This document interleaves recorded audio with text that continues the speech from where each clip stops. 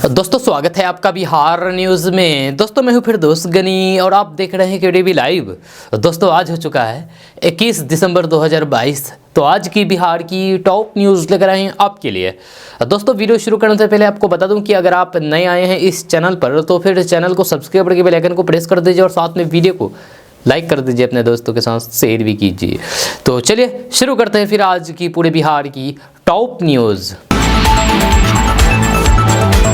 दोस्तों वीडियो शुरू करने से पहले आपके लिए एक ज़रूरी सूचना है। सूचना यह है कि अगर आप अपने बिजनेस को प्रमोट करना चाहते हैं, अपने बिजनेस को केडीवी लाइव के माध्यम से कि दूसरे लोगों तक पहुंचाना चाहते हैं तो आप ये काम आसानी से कर सकते हैं। आपके मोबाइल स्क्रीन पर जो नंबर दिख रहा होगा इस नंबर पर कांटेक्ट करके आप केडीवी लाइव की टीम से बात कर सकते हैं और अपने बिजनेस को प्रमोट के बारे में जानकारी ले सकते हैं। यानी कि अगर आपका किसी भी तरह का बिजनेस है तो आप अपने बिजनेस को आसानी से प्रमोट कर सकते हैं केडीवी लाइव के माध्यम से। तो अभी आप इस नंबर पर केडीवी लाइव की टीम से बात कीजिए और अपने बिजनेस के प्रमोट के बारे में जानकारी प्राप्त करें। तो चलिए फिर शुरू करते हैं आज की पूरे बिहार की टॉप न्यूज़। आज बिहार न्यूज़ में सबसे पहले बात करेंगे कि राष्ट्रीय मानवाधिकार आयोग की टीम कल बिहार पहुंची। यहां टीम सारण जहरीले शराब कांड की जांच करेगी। यह टीम को पहुंचते ही बिहार के वित्त मंत्री विजय चौधरी भड़क गए। उन्होंने कहा कि भाजपा शासित राज्यों में ये मानवाधिकार आयोग नहीं जाता, यहाँ किस लिए आया है। उन्होंने कहा कि मानवाधिकार आयोग की टीम किस मकसद से बिहार आई है, बिहार सरकार इस बात को समझ नहीं पा रही है। विजय चौधरी ने कहा कि शराब मामले में यहाँ आना उनके अधिकार क्षेत्र से बाहर है। शराब मामले में क्या पता लगाने के लिए यहाँ पर आ रहे हैं, समझ से परे है। उन्होंने कहा कि छपरा शराब कांड से मानवाधिकार कैसे जुड़ता है।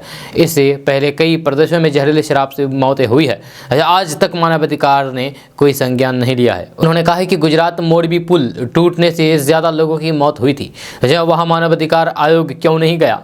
उन्होंने कहा कि बीजेपी शासित प्रदेश बिहार में शराब भिजवाते हैं, उत्तर प्रदेश और हरियाणा से बिहार शराब आ रही है। बीजेपी सरकार वाले राज्य माफियाओं को संरक्षण देते हैं, शराब पीने से रोकने की बजाय बीजेपी इस पर सियासत कर रही है।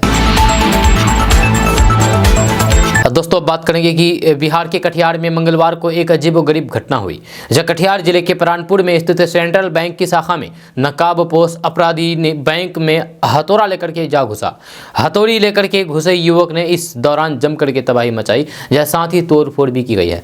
हथौड़ी से तोड़फोड़ करते हुए वह बैंक के निकासी काउंटर पर बैठे कैशियर के पास जा पहुंचा और रुपये की मांग करने लगा। इस दौरान युवक के तेवर देख करके बैंक के कर्मी भी दहशत में आ गए। बैंक में हथौड़ी के साथ घुसने वाले युवक को रोशना थाना की गश्ती दल ने बैंक की सूचना मिलने पर रंगे हाथ गिरफ्तार कर लिया है। इस दौरान पुलिस ने जम करके नकाबपोश युवक की पिटाई भी की और युवक को अपने साथ ले गए। दोस्तों बात करते हैं कि बिहार में शीतकालीन सत्र का कल आखिरी दिन था। इधर पक्ष लगातार उनके आरोपों पर पलटवार करते हुए जवाब दे रहे थे। जब कल आरजेडी के वरिष्ठ नेता विधायक भाई वीरेंद्र ने बीजेपी को आड़े हाथों लेते हुए शराबबंदी विवाद पर हमला बोला है। उन्होंने कहा कि बीजेपी शराबबंदी हटवाना चाहती है तो फिर बिहार विधानसभा के शीतकालीन सत्र के आखिरी दिन ये बात सदन में बोले, सरकार फिर इस पर विचार करेगी कि क्या शराबबंदी हटा दी जाए। भाई वीरेंद्र ने कहा कि बीजेपी सिर्फ बयानबाजी और फिर घटना पर सियासत ना करें। शराबबंदी हटाना चाहती है तो फिर सदन में ये बात बोले। वहीं मुआवजे की बात को लेकर के कहा है कि जो लोग बेचे और पिलाए हैं उनको खोजा जाएगा। जब पुलिस कार्रवाई करते हुए उन्हें गिरफ्तार करेगी उससे ही पैसा वसूल करके मृतकों के परिवार वालों को मुआवजा के रूप में दिया जाएगा। आपको बता दूं कि मुख्यमंत्री नीतीश कुमार ने कहा था कि मृतकों के परिवार वालों को मुआवजा नहीं मिलेगा, लेकिन शराबबंदी कानून में प्रावधान है कि जो शराब पिलाएगा बेचेगा उससे वसूली करके मृतक के परिवार वालों को मुआवजा दिया जाएगा। अप्रैल 2016 में शराबबंदी लागू हुआ था। दोस्तों बात करेंगे कि बिहार में शराबबंदी से बचने के लिए शराब तस्करों ने नया जुगाड़ निकाल दिया है, जिसे देख करके और जान करके पुलिस भी हैरान है। दरअसल बिहार के गोपालगंज पुलिस ने एक नाबालिग को शराब की तस्करी करते हुए पकड़ा है। जब नाबालिग ने अपने पूरे शरीर में टेप से शराब को बांध करके रखा था, जब वहीं पुलिस ने उसके बाइक से भी शराब बरामद की है। यह मामला अकिलपुरा कांटा गाँव के पास सेमरा मुख्य मार्ग का है, जहां उत्पाद विभाग की टीम ने गुप्त सूचना के आधार पर यह कार्रवाई की है। तलाशी के क्रम में नाबालिग के शरीर में सेलो टेप के सहारे चिपकाई गई शराब की बोतल और बाइक की डिक्की से भी शराब बरामद की गई है। शराब तस्करी के आरोप में पकड़े गए नाबालिग को उत्पाद विभाग की टीम अपने साथ ले गई। दोस्तों बात करते हैं कि बिहार के नए डीजीपी राजविंदर सिंह भट्टी की छवि एक सख्त प्रशासक के रूप में मशहूर है। जब भट्टी ने बिहार में कई बाहुबलियों को मात दी है, शायद यही कारण है कि बिहार के अंदर बाहुबलियों की नींद उड़ गई। आर.एस. भट्टी का पुराना रिकॉर्ड ऐसा रहा कि उनका नाम सुनकर भी बड़े से बड़े अपराधी थर थर कांपने लगते थे। यह आर.एस. भट्टी ने शहाबुद्दीन प्रमुनाथ सिंह और बाहुबली अनंत सिंह के बड़े भाई और पूर्व विधायक दिलीप सिंह के खिलाफ एक्शन लिया था। यही नहीं, जहानाबाद में एसपी रहते हुए भट्टी ने रणवीर सेना के खिलाफ भी कार्रवाई की थी। तब रणवीर सेना से उनकी मुठभेड़ हुई थी। इस मुठभेड़ में रणवीर सेना के कई सदस्य मारे गए थे। शहाबुद्दीन को दिल्ली से गिरफ्तार करके बिहार लाने का वाकया बेहद चर्चा है। साल 2005 के विधानसभा चुनाव के दौरान राजविंदर सिंह भट्टी यानी कि आर.एस. भट्टी केंद्र प्रतिनियुक्ति से लौट करके बिहार आए थे और उन्हें सारण डीआईजी का पद सौंपा गया था। उस समय फरार चल रहे बाहुबली शहाबुद्दीन के दिल्ली में रहने की सूचना मिली थी। तब से 5 पदाधिकारियों की विशेष टीम बना करके दिल्ली गए। वहां के द्वारका में स्थित शहाबुद्दीन के फ्लैट की पहले रेकी की गई, फिर अपने साथ गई एक महिला सब इंस्पेक्टर गौरी कुमारी को पहले घर के अंदर बिजली चोरी के मामले की जांच करने के बहाने से अंदर भेजा। जब ये स्पष्ट हो गया कि बाहुबली अंदर ही है, तब पूरी टीम अंदर घुस करके शहाबुद्दीन को दबोच लिया। फिर बाहुबली को सुरक्षा कारणों से विशेष हेलीकॉप्टर से पटना लाया गया था। दोस्तों बात करते हैं कि बिहार विधानसभा के शीतकालीन सत्र समाप्त हो गया है। इस सत्र में कुल 5 बैठकें हुई। शीतकालीन सत्र के दौरान जहरीली शराब के मुद्दे पर सदन में भारी हंगामा हुआ। विपक्ष के हंगामे के बीच कई दफे सदन की कार्रवाई स्थगित करनी पड़ी। 2020 चुनाव में एनडीए के सत्ता में आने और फिर स्पीकर की कुर्सी भाजपा के विजय कुमार सिन्हा को मिलने के बाद सदन में राष्ट्रगीत से समापन की प्रथा की शुरुआत की गई थी। अब महागठबंधन की सरकार है। नीतीश कुमार तब भी मुख्यमंत्री थे और अब भी, लेकिन अध्यक्ष की कुर्सी अब आरजेडी के पास है। लिहाजा सदन के अनिश्चितकालीन स्थगित किए जाने से पहले राष्ट्रगीत वंदे मातरम गाने की प्रथा को खत्म कर दिया गया है। शीतकालीन सत्र के समापन से पहले विधानसभा स्पीकर अवध बिहारी चौधरी ने सदन में सरकारी कामों का बखान किया। इसके बाद सत्ता पक्ष और विपक्ष को धन्यवाद देते हुए और नए साल की अग्रिम बधाई देकर सदन की कार्रवाई अनिश्चितकालीन के लिए स्थगित कर दी गई। अनिश्चितकालीन तक स्थगित किए जाने से पहले स्पीकर अवध बिहारी चौधरी ने वंदे मातरम को सदन में नहीं गवाया गया। इस तरह से सदन के अंदर 2020 में जो व्यवस्था शुरू की गई थी उसे खत्म कर दिया गया है। नई सरकार बनने के बाद विजय सिन्हा की कई पहल को नए स्पीकर ने खत्म कर दिया है। इसी कड़ी में वंदे मातरम से भी महागठबंधन की सरकार ने किनारा कर लिया है।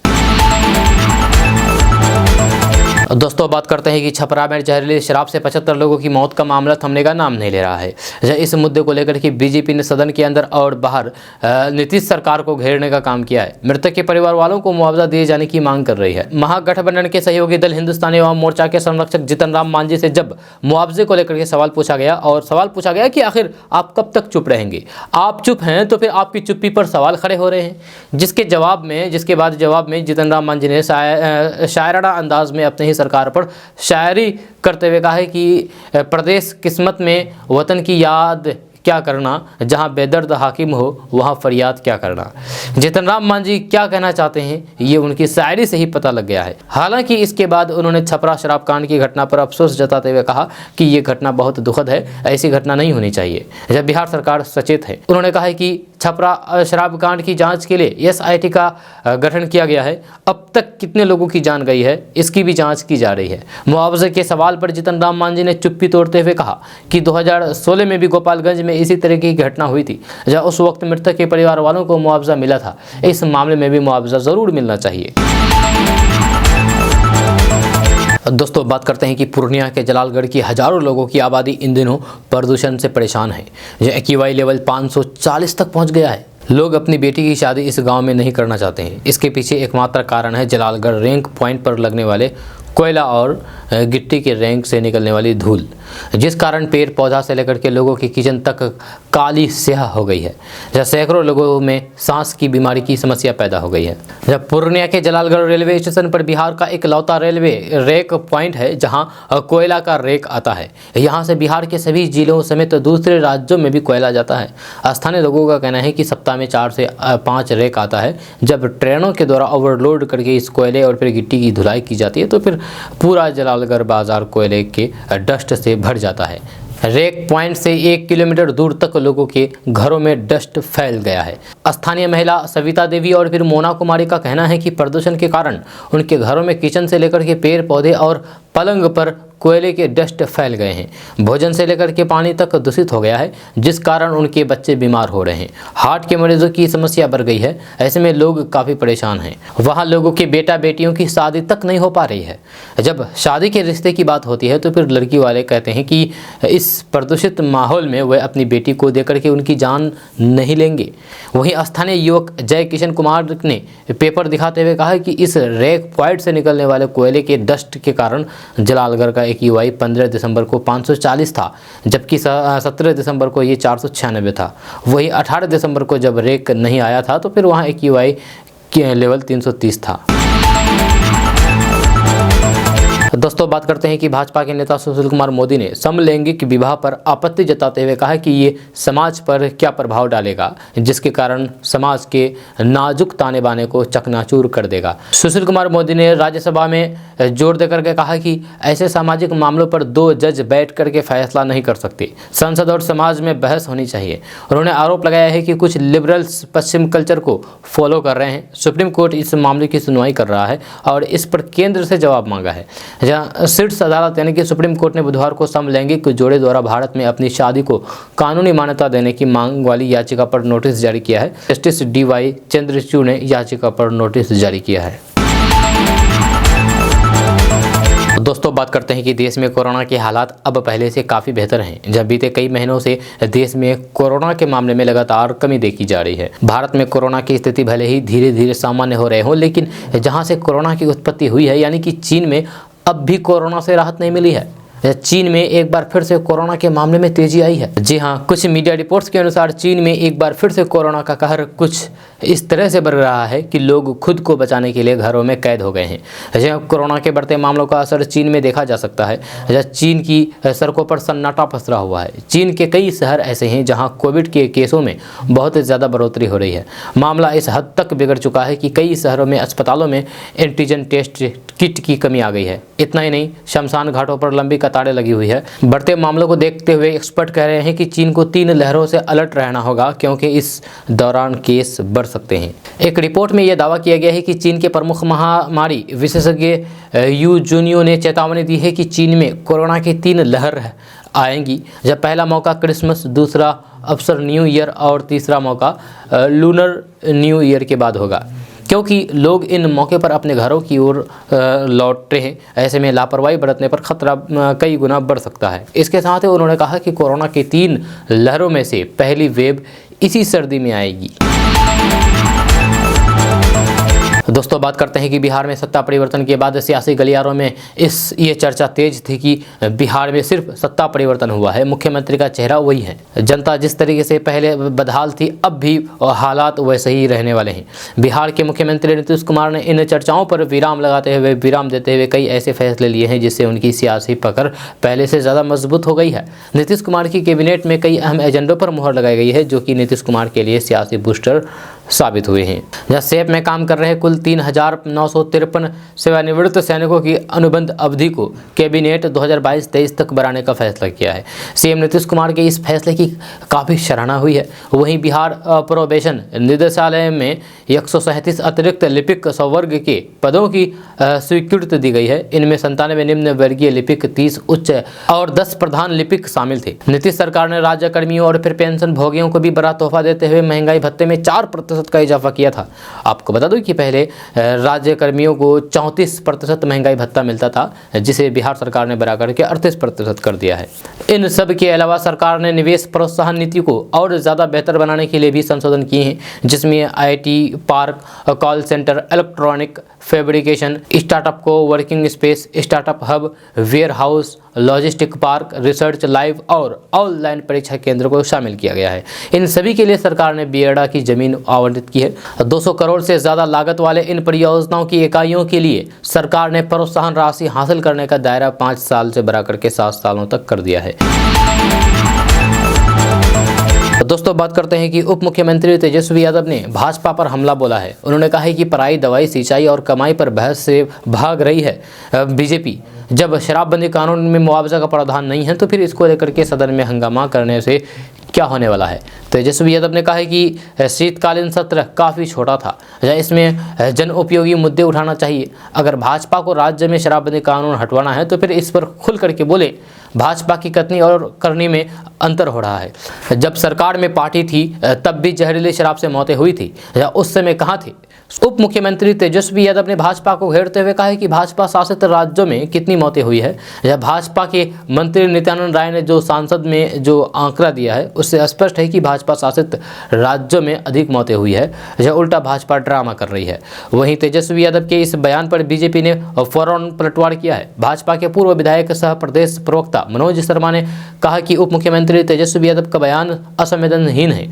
यह छपरा जहरीली शराब कांड में मरने वाले लोगों की संख्या हर दिन बढ़ रही है, लेकिन सरकार बस ये रिपोर्ट जुटाने लगी है कि भाजपा शासित राज्यों में कितनी मृत्यु हुई है। दोस्तों बात करते हैं कि बिहार शराब कांड में मरने वाले लोगों की संख्या 70 से ज़्यादा हो गई है। इस बीच पीड़ितों को मुआवजा देने की मांग पर राजनीति तेज हो गई है। मुख्यमंत्री नीतीश कुमार सहित उनके सहयोगी मुआवजा दिए जाने के खिलाफ हैं, तो फिर वही भारतीय जनता पार्टी लगातार मृतकों के परिवार वालों को मुआवजा दिए जाने की मांग कर रही है। कल बिहार विधानसभा में बीजेपी का हंगामा जारी रहा, साथ ही मुआवजा दिए जाने और फिर इस पर जाँच कमेटी बनाने की मांग की गई। बिहार विधानसभा में कल भी छपरा शराब कांड को लेकर के घमासान जारी रहा। बिहार विधानसभा अध्यक्ष अवध बिहारी चौधरी ने नेता प्रतिपक्ष विजय कुमार सिन्हा को अपनी बात कहने की अनुमति दी। विजय कुमार सिन्हा ने सदन में मांग की कि छपरा में जहरीली शराब से हुई मौतों पर जांच के लिए जांच आयोग गठित किया जाए, जहां पीड़ित परिवार वालों को मुआवजा दिया जाए। सदन में इस पर विमर्श किया जाए। छपरा में मरने वाले लोगों के लिए सदन में शोक प्रकट किया जाए। इसके बाद सदन में जोरदार हंगामा किया गया, जब सदस्य पोस्टर लेकर के नारे लगा रहे थे, जिस पर बिहार विधानसभा अध्यक्ष बेहद नाराज नजर आए। वे बार बार सदस्यों को चेताते थे कि आप सदन की कार्रवाई में बाधा डाल रहे हैं, ये अमर्यादित काम हो रहा है, मैं कार्रवाई करने के लिए बाधित हो जाऊंगा। दोस्तों बात करते हैं कि बिहार में लगातार ठंड अब बढ़ती जा रही है। मौसम विभाग के अगले 2 दिनों में बिहार में ठंड में तेजी से वृद्धि होगी। बिहार में शीतलहर का प्रकोप भी रहेगा। शीतलहर का असर सबसे पहले दक्षिण बिहार के जिलों के साथ साथ राजधानी पटना में देखने को मिलेगा। जब बिहार में पिछले 24 घंटे में गया, पटना, भागलपुर, पूर्णिया समेत कई जिलों में न्यूनतम तापमान में बढ़ोतरी देखी गई है। बिहार का सबसे ठंडा जिला गया रहा, जहां न्यूनतम तापमान घटकर के 7.3 डिग्री सेल्सियस तक जा पहुंचा, जबकि बिहार के 5 से 6 जिलों में न्यूनतम तापमान 10 डिग्री से नीचे पहुंच गया। इस बार दिसंबर मध्य तक ठंड का ज्यादा अनुभव नहीं हुआ, लेकिन पिछले 2 दिन से पारा नीचे जाने लगा। मौसम विभाग के अनुसार अगले 2 दिनों में कड़ाके की ठंड पड़ेगी, जो फरवरी महीने तक जारी रहेगी। अगले 2 दिनों में बिहार में सुबह के वक्त कोहरा छाए रहने की भी संभावना है। लगातार मौसम में बदलाव की वजह से स्वास्थ्य पर भी इसका प्रतिकूल असर पड़ रहा है। अस्पताल में मरीजों की संख्या में भी इजाफा देखने को मिल रहा है। सबसे ज़्यादा मधुमेह यानी कि शुगर, बीपी, हार्ट और ब्रेन हेमरेज के मरीजों की संख्या में इजाफा हो रहा है। ओपीडी से लेकर के इमरजेंसी वार्ड तक मरीजों की भीड़ देखी जा रही है। शीतलहर की शुरुआत होते ही बीपी और हार्ट के मरीज बढ़ गए हैं। दोस्तों बात करते हैं कि बिहार से चलने वाली 8 ट्रेनें कैंसिल कर दी गई है। जब पूर्व मध्य रेलवे के समस्तीपुर मंडल में सगौली मझौलिया रेलखंड के दोहरीकरण का काम चल रहा है। इसी वजह से 27 दिसंबर तक कई ट्रेनों के परिचालन को रद्द तो फिर कई ट्रेनों के रूट बदल दिए गए हैं। इस दौरान 28 दिसंबर तक 8 ट्रेनें रद्द रहेगी, वहीं 30 ट्रेनों के रूट में बदलाव कर दिया गया है। पूर्व मध्य रेलवे के मुख्य जनसंपर्क अधिकारी वीरेंद्र कुमार ने जानकारी दी है कि समस्तीपुर मंडल में सगौली मझौलिया रेलखंड के दोहरीकरण के कारण 7 ट्रेनों को भी पूर्ण निर्धारित करके चलाया जाएगा। जो ट्रेनें रद्द की गई है, वहीं कई ट्रेनें कैंसिल कर दी गई है। दोस्तों बात करते हैं कि भारतीय जनता पार्टी यानी कि भाजपा के नेता और बिहार के पूर्व उप मुख्यमंत्री सुशील कुमार मोदी ने पुरानी पेंशन योजना को लागू करने की कुछ राज्यों की घोषणा को अनैतिक करार दिया और कहा है कि आज तो उन्हें कोई दिक्कत नहीं होगी, लेकिन साल 2034 में उनकी हालात श्रीलंका जैसी हो जाएगी। राज्यसभा में अनुदान की अनुपूरक मांगों पर चर्चा में भाग लेते हुए भाजपा सदस्य ने पुरानी पेंशन व्यवस्था बहाल की घोषणा करने वाले राज्यों से कहा कि उनके द्वारा आज का बोझ भविष्य की पीढ़ी पर डालना बहुत बड़ा अपराध होगा। आपको बता दो कि कांग्रेस शासित छत्तीसगढ़ और राजस्थान में पुरानी पेंशन व्यवस्था बहाल कर दी गई है, जबकि उसने हिमाचल प्रदेश में इसे लागू करने का वादा किया है। पंजाब में भी ये व्यवस्था बहाल है। सुशील मोदी ने कहा है कि जब राज्य आगे बढ़ेंगे तभी देश आगे बढ़ेगी, लेकिन पिछले कुछ दिनों से देश के कई राज्यों में पुरानी पेंशन योजना को लागू करने की घोषणा की गई है। उन्होंने कहा है कि पुरानी पेंशन योजना में जाना बहुत शर्मनाक है, गैर सैद्धांतिक और अनैतिक होगा, क्योंकि इससे भविष्य की सरकारों के लिए महत्वपूर्ण देनदारियां पैदा होगी, जो उनके आर्थिक प्रदर्शन पर प्रतिकूल प्रभाव पड़ेगा। और दोस्तों बात करते हैं कि चुनावी रणनीतिकार से राजनेता बनने की कोशिश में लगे प्रशांत किशोर यानी कि पीके ने एक बार फिर से नीतीश कुमार की राजनीतिक साख पर बड़ा सवाल खड़ा करते हुए बड़ा हमला बोला है। जनसुराज यात्रा के दौरान प्रशांत किशोर ने कहा है कि केवल महागठबंधन बनाकर के भाजपा को नहीं हरा सकते हैं, नीतीश पर कभी भरोसा नहीं किया जा सकता है। जनसुराज पदयात्रा के दौरान शिवहर के चमनपुर पंचायत में जनसभा को संबोधित करते हुए प्रशांत किशोर ने कहा कि नीतीश कुमार किसी पार्टी के नहीं है, न वे बीजेपी के हैं और न ही आरजेडी के। उन्होंने कहा कि मैं नीतीश कुमार को सीएए एनआरसी के टाइम में समझ गया कि नीतीश कुमार पर कभी भरोसा नहीं किया जा सकता है। भाजपा के खिलाफ बड़े गठजोड़ बनने की कवायद में जुटे महागठबंधन पर बोलते हुए प्रशांत किशोर ने कहा है कि जनता और नेताओं को लगता है कि अगर सब पार्टी एक साथ हो जाए तो फिर बीजेपी को हरा सकता है। ये आखिर सच नहीं है। 2015 के बाद ऐसे जितने भी प्रयोग हुए हैं उसमें गठबंधन महागठबंधन को ज्यादातर हार मिली है और बीजेपी को जीत मिली है। उत्तर प्रदेश, असम इसका सीधा सा उदाहरण है और जो प्रयास बिहार में नीतीश कुमार के तरफ से किए जा रहे हैं उसका हाल भी कुछ वैसा ही होने वाला है। वहीं प्रशांत किशोर के नीतीश कुमार के साख पर सवाल खड़े करने पर जदयू ने प्रवक्ता अभिषेक झा ने कहा कि जो खुद बीजेपी के एजेंट के तौर पर काम कर रहे हैं वे नीतीश कुमार जी को सर्टिफिकेट दें, ये शोभा नहीं देता है। नीतीश जी ने हमेशा लोगों की भलाई के लिए राजनीति की है और ये बिहार की जनता के साथ साथ देश की जनता भी जानती है, देश भी जानती है। दोस्तों बात करते हैं कि बेगूसराय जिले के बछवाड़ा में कुत्तों का आतंक लगातार बढ़ता जा रहा है। यहाँ लगातार कुत्ते लोगों को अपना शिकार बना रहे हैं। जब कुत्तों की वजह से यहाँ पर कितने लोगों की जान चली गई है, ये सोचने वाली बात है। इसी महीने 2 महिलाओं को नोच करके जान लेने के बाद सोमवार को एक बार फिर से कुत्तों के झुंड ने अकेली महिला को अपना शिकार बनाया है। यह तेया ओपी क्षेत्र के महेशपुर गांव में स्थित बहियार में कुत्तों के झुंड ने खेत जा रही महेशपुर वार्ड के 2 निवासी विनय पासवान उर्फ मोंचू पासवान की 40 वर्षीय पत्नी विमला देवी पर हमला कर दिया। गंभीर हालात में उन्हें परिवार वालों ने इलाज के लिए सदर अस्पताल में भर्ती कराया गया, जहां इलाज के दौरान उनकी जान चली गई। दोस्तों बात करते हैं कि देश के कुछ राज्यों में सरकारी कर्मचारियों के लिए पुरानी पेंशन स्कीम वापस लागू करने का फैसला हुआ है। इस बीच बिहार में भी ओल्ड पेंशन स्कीम लागू करने की मांग उठने लगी है। हालांकि बिहार के सरकारी विभागों में कार्यरत कर्मियों के लिए पुरानी पेंशन स्कीम लागू करने की नीतीश सरकार की कोई योजना नहीं है। जी हाँ, कांग्रेस विधायक दल के नेता अजित शर्मा के गैर सरकारी संकल्प के जवाब में प्रभारी मंत्री विजेंद्र प्रसाद यादव ने विधानसभा में ये घोषणा की है। मंत्री ने कहा है कि देश में अभी न्यू फैशन स्कीम लागू है। बिहार सरकार ने भी उसी की तर्ज पर पेंशन स्कीम लागू कर रखी है। ऐसे में ओल्ड पेंशन स्कीम को चालू करने की योजना अभी सरकार के पास विचाराधीन नहीं है। कांग्रेस की प्रतिमा कुमारी के सवाल पर प्रभारी मंत्री विजेंद्र यादव ने कहा है कि बीपीएससी या फिर किसी भी आयोग की ओर से लिए जा रहे साक्षात्कार की वीडियो रिकॉर्डिंग नहीं की जा रही है। दोस्तों बात करते हैं कि जमुई की विधायक और फिर अंतर्राष्ट्रीय शूटर श्रेयसी सिंह ने जयपुर में खेले गए द्वितीय दिग्विजय सिंह मेमोरियल चैंपियनशिप 2022 की शॉट गन स्पर्धा में स्वर्ण पदक जीता है, यानी कि गोल्ड मेडल जीता है। अभी 2 हफ्ते पहले ही श्रेयसी सिंह ने नई दिल्ली में संपन्न नेशनल शूटिंग चैंपियनशिप कंपटीशन में भी 2 कांस्य पदक जीते थे। आपको बता दूं कि शॉट गन स्पर्धा श्रेयसी सिंह का पसंदीदा स्पर्धा है। जीत की बधाई देते हुए भाजपा जमुई के जिला अध्यक्ष कन्हैया शाह ने कहा कि हम सब जमुई समेत पूरे बिहार वासियों का गर्व है कि श्रेयसी सिंह राष्ट्रीय स्तर पर बिहार का और अंतर्राष्ट्रीय स्तर पर भारत का प्रतिनिधित्व करती है। दोस्तों बात करते हैं कि बिहार में जहरीली शराब से मौत से छपरा के कई घरों में मातम पसरा है। बिहार सरकार बहुत कुछ दावे कर रही है। जमीनी स्तर पर सच्चाई जानने के लिए जब एबीपी न्यूज़ ने स्टिंग ऑपरेशन किया तो फिर चौंकाने वाले खुलासे हुए हैं।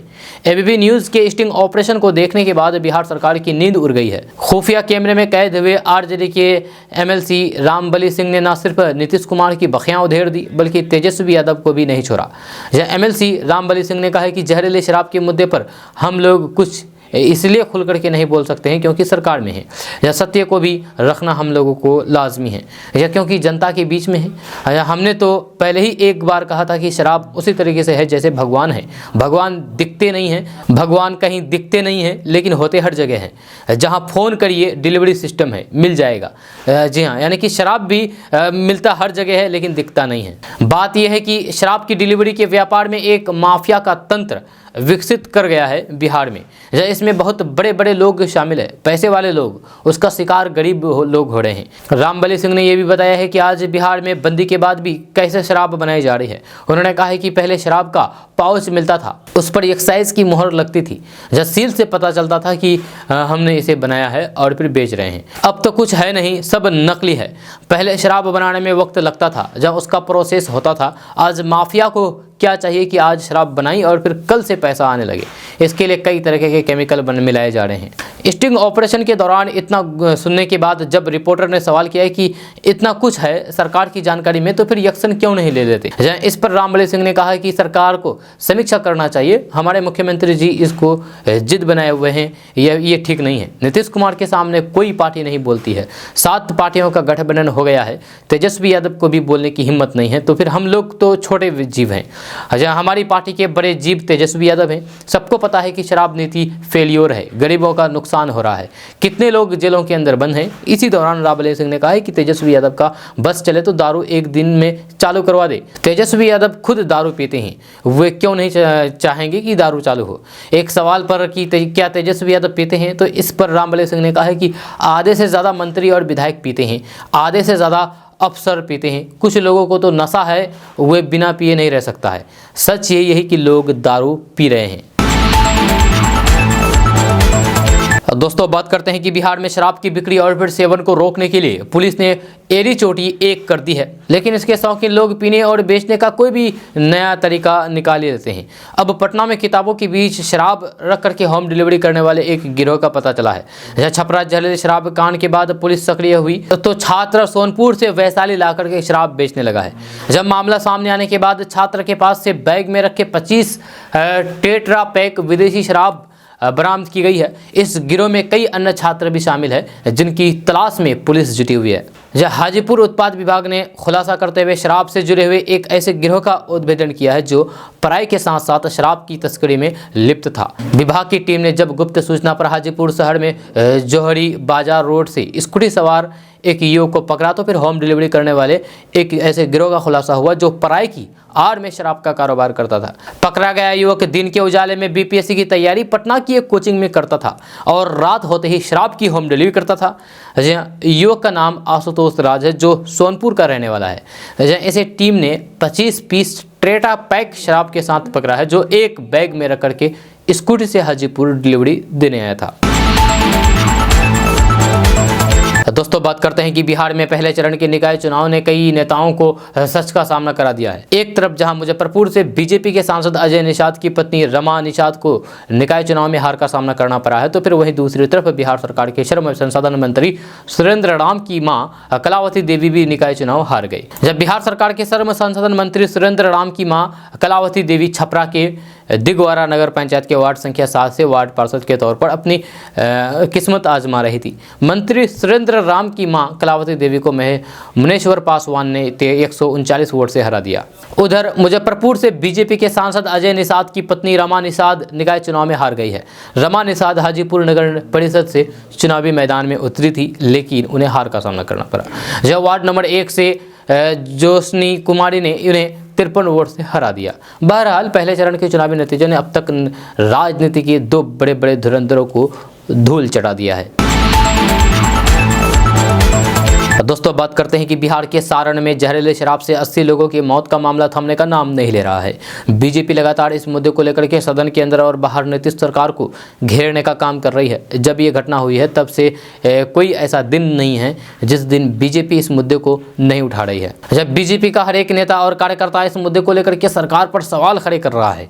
मृतक के परिवार वालों को मुआवजा दिए जाने की भी मांग बीजेपी कर रही है। ये बात अलग है कि मुख्यमंत्री नीतीश कुमार जहरीले शराब से मरने वाले लोगों को मुआवजा देने से इनकार कर रहे हैं। बीजेपी ने 2016 में गोपालगंज में हुए शराब कांड का हवाला देते हुए सारण में भी मुआवजा दिए जाने की मांग की है। उन्होंने कहा है कि जब 2016 में जहरीले शराब से मौत के बाद मुआवजा दिया गया तो फिर अब क्यों नहीं दिया जाना चाहिए।